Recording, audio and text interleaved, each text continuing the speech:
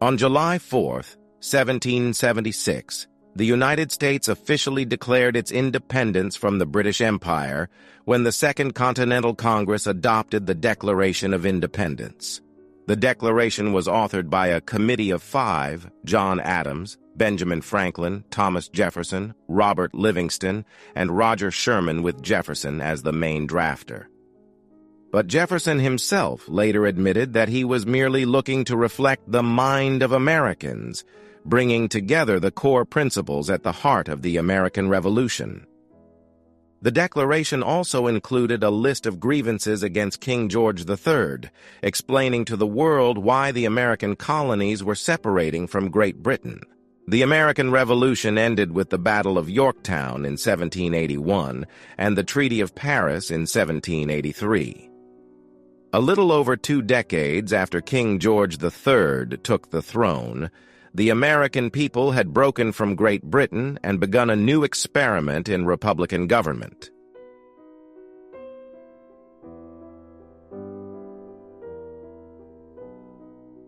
In Congress, July 4, 1776.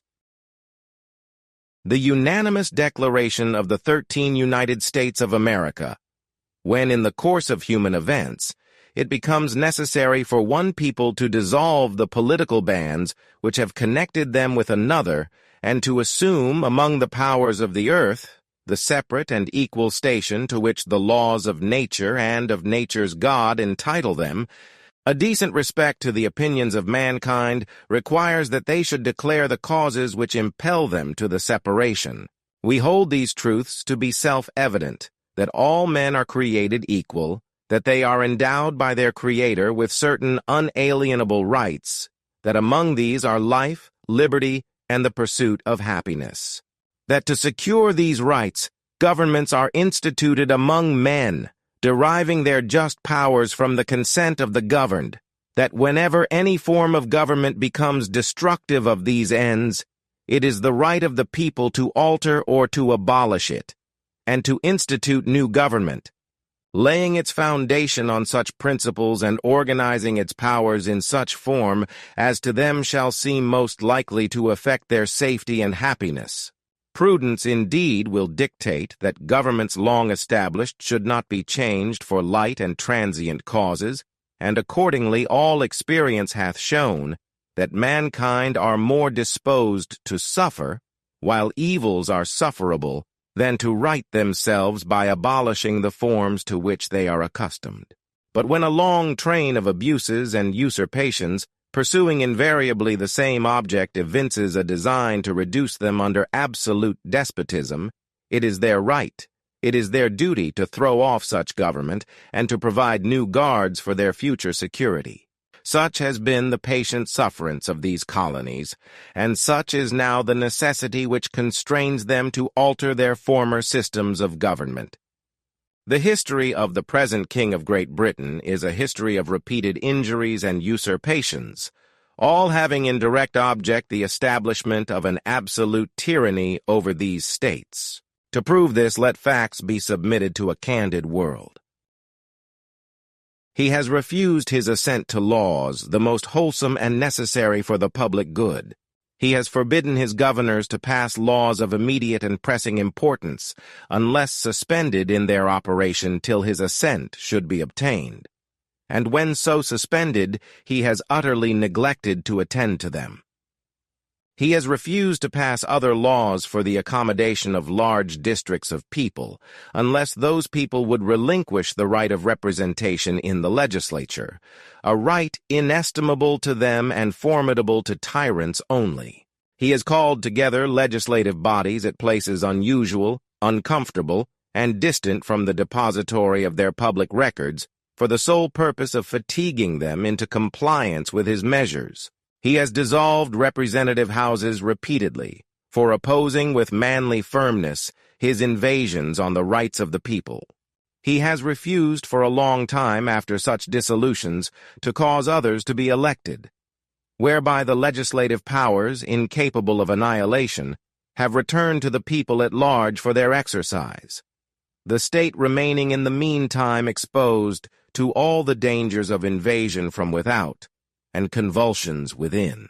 He has endeavored to prevent the population of these states, for that purpose obstructing the laws for naturalization of foreigners, refusing to pass others to encourage their migrations hither, and raising the conditions of new appropriations of lands. He has obstructed the administration of justice by refusing his assent to laws for establishing judiciary powers. He has made judges dependent on his will alone for the tenure of their offices and the amount and payment of their salaries. He has erected a multitude of new offices and sent hither swarms of officers to harass our people and eat out their substance. He has kept among us, in times of peace, standing armies without the consent of our legislatures. He has affected to render the military independent of and superior to the civil power.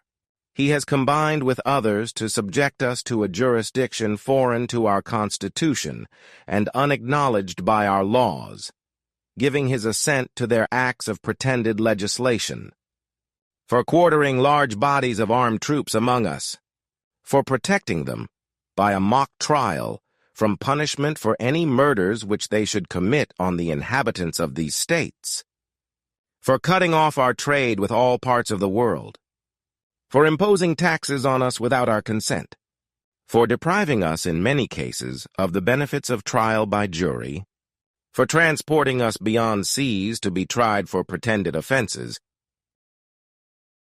for abolishing the free system of English laws in a neighboring province, establishing therein an arbitrary government, and enlarging its boundaries so as to render it at once an example and fit instrument for introducing the same absolute rule into these colonies, for taking away our charters, abolishing our most valuable laws, and altering fundamentally the forms of our governments, for suspending our own legislatures and declaring themselves invested with power to legislate for us in all cases whatsoever.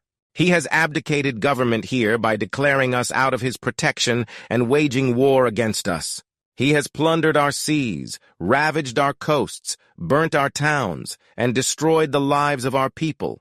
He is at this time transporting large armies of foreign mercenaries to complete the works of death, desolation, and tyranny, already begun with circumstances of cruelty and perfidy scarcely paralleled in the most barbarous ages, and totally unworthy the head of a civilized nation. He has constrained our fellow citizens taken captive on the high seas to bear arms against their country, to become the executioners of their friends and brethren, or to fall themselves by their hands. He has excited domestic insurrections amongst us, and has endeavored to bring on the inhabitants of our frontiers, the merciless Indian savages, whose known rule of warfare is an undistinguished destruction of all ages, sexes, and conditions. In every stage of these oppressions, we have petitioned for redress in the most humble terms. Our repeated petitions have been answered only by repeated injury. A prince whose character is thus marked by every act which may define a tyrant is unfit to be the ruler of a free people. Nor have we been wanting in attentions to our British brethren. We have warned them from time to time of attempts by their legislature to extend an unwarrantable jurisdiction over us. We have reminded them of the circumstances of our emigration and settlement here. We have appealed to their native justice and magnanimity, and we have conjured them by the ties of our common kindred to disavow these usurpations, which would inevitably interrupt our connections and correspondence. They, too, have been deaf to the voice of justice and of consanguinity. We must, therefore, acquiesce in the necessity which denounces our separation, and hold them, as we hold the rest of mankind, enemies in war, in peace friends.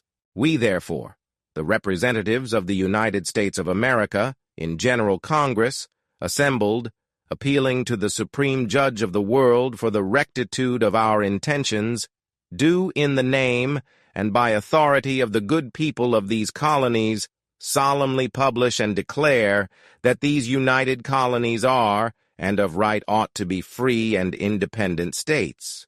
that they are absolved from all allegiance to the British Crown, and that all political connection between them and the state of Great Britain is and ought to be totally dissolved, and that as free and independent states they have full power to levy war, conclude peace, contract alliances, establish commerce, and to do all other acts and things which independent states may of right do. And for the support of this declaration, with a firm reliance on the protection of divine providence, we mutually pledge to each other our lives, our fortunes, and our sacred honor. Thank you for watching. I wish you all the best. And don't forget to subscribe to our channel 10 minutes a day.